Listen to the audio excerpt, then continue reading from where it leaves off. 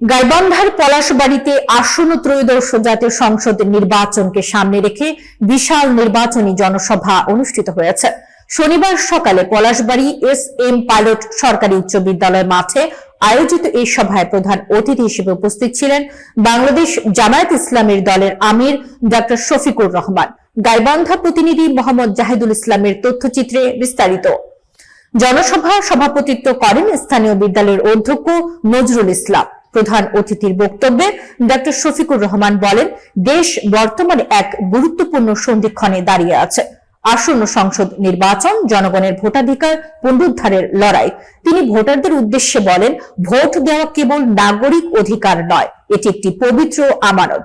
জনগণকে তিনি সততা ও যোগ্যতার ভিত্তিতে প্রার্থী নির্বাচন করার আহ্বান জানান।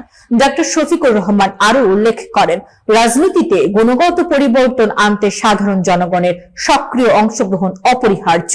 ভোটারদের সঙ্গে সরাসরি আলাপ এবং অংশগ্রহণই দেশের উন্নয়ন ও সুষ্ঠু গণতন্ত্রের ভিত্তি স্থাপন করবে।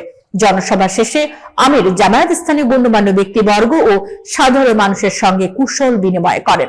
আইন শৃঙ্খলা রক্ষাকারী বাহিনীর পক্ষ থেকে অনুষ্ঠান স্থলে ব্যাপক নিরাপত্তা ব্যবস্থা নেওয়া হয়।